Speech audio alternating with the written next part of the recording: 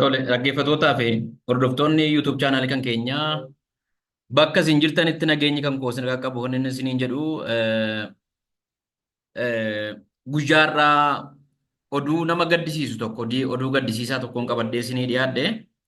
Sun immoo maalinni yoo jettanii kan isin dudduuba kootti argitan kuni eh, yookaan immoo baakgiraawundii kan koora kan jiru kuni barsiisaa Ayyaanaa Amanuu jedhama.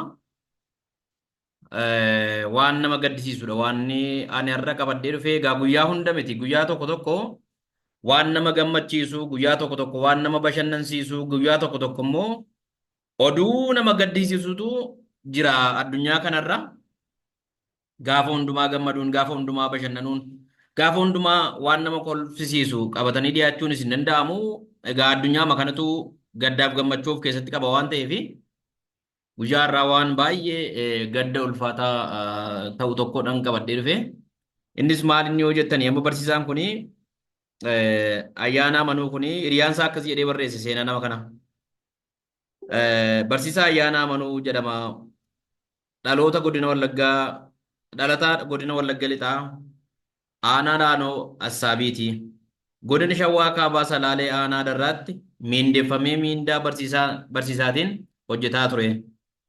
Aanicharra tajaajilli geejjibaa waan hin jirree fi deemsa guyyaa tokkoof walakkaa erga deemeen booda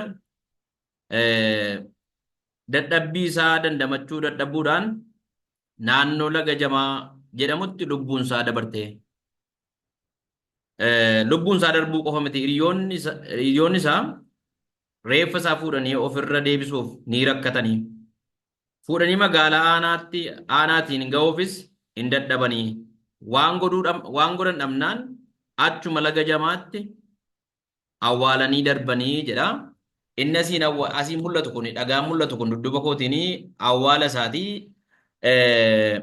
boollatu qotame tun taane akkuma bakkuma ciise kanatti dhagaa itti guuraniiti baala itti cabsanii bira darbanii hin awwaalanii isaa kana. Egaa maal inni wanti nama gaddisiisu wanti jedhu barsiisaan ijoollee barsiisuudhaaf dhaloota itti aanu kana barsiisuudhaaf imala irra ture gaafa inni rakkoo akkasiitiin karaatti boqotu baay'ee nama gaddisiisa.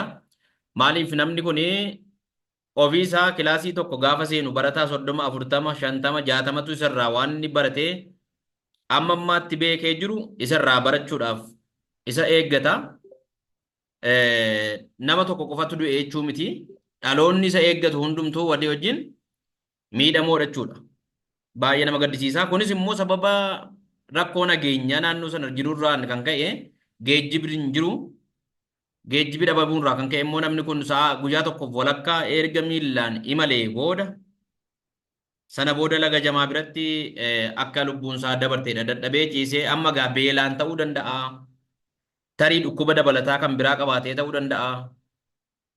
Karaa fageenya deemuusaa kanarraa kan ka'e barsiisaa Ayyaanaa Amanuu kuni boqotee jira. Kuni maatii isaatiif gadda guddaadha. Barattoota inni barsiisuuf gadda guddaadha. Akkuma sabaattis immoo saba keenyaaf uummata Oromootiif gadda guddaadha. Kun maaliif nama kana barsiisuu keessatti mootummaan, maatiin, hiriyoonni dadhabbii guddaatti dadhabanii nama kana barsiisanii barsiisaa godhanii asiin ga'anii baasuudhaaf barsiisonni isa barsiisaa turan miindaan isaanii kaffalamaa ture.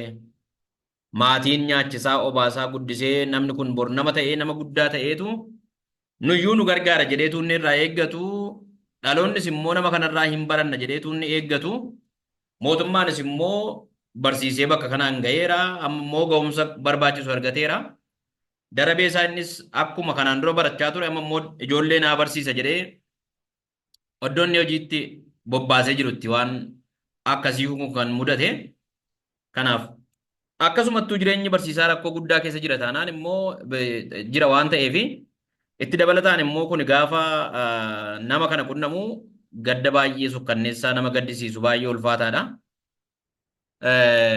Adaraa naannoo sana irratti namoonni dhimma nageenyaa irratti hojjettanis irratti hojjedhaa. Warri nagaa booressanis nagaa booressuu dhiisaa. Kunoo nama nagaa waa tokko dhimma biraa keessaa hin qabnetu barsiisaatu miidhamaa jira. Hojjettoota kellaa fayyaatu miidhamaa jira. Hojjetaa qonnaatu miidhamaa jira. Warreen kaan illee jechuudha, warreen maqaan dhahin illee. Kanaaf adaraa saba keenyaaf nagaa buusaatii. Barsiisaa ayyaanaa immoo waaqni rabbi lubbuusaa amaaru, maatii isaaf jajjabina haa kennu, hiriyoota isaafis jajjabina kennu jennaa baay'ee nama gaddisiisa. Gadda baay'ee ulfaataadha, baay'ee namatti dhaga'ama jechuu barbaadeetan. Namni kama hunduu garuu immoo namni akkas hojiidhaaf adeemaa jiru gaafa du'u nama gaddisiisa. Umuriin inni itti du'es kunis umurii inni itti fiigee hin quufne, hojjetee hin quufne, maatii horatee namni kun bor waa baay'ee karoorsee jira ta'uu danda'a. Maatiin isaallee isarraa waa baay'ee eegaa, biyyi isarraa eegdi, barattoonni isarraa waa baay'ee eegu. Baay'ee nama gaddisiisa. Garuu adeemsi isaa akkasitti karaatti kutameera. Karaatti hafeera, karaatti citeera. Gadda baay'ee ulfaataadha jechuu barbaadeetanii. Barsiisaa kana Waaqayyo lubbuu isaa kan jannataa godhu nama gaddisiisaa. Anis kanumaan gaddanatti dhaga'ame ibsuun barbaada. Jireenyi barsiisummaa maal akka inni ta'e gatiin beekuuf jechuudha. Baay'ee nama gaddisiisa. Nagaa naa ta'a. Ulfaadhaa, yeroo gaarii naa qabaadhaa.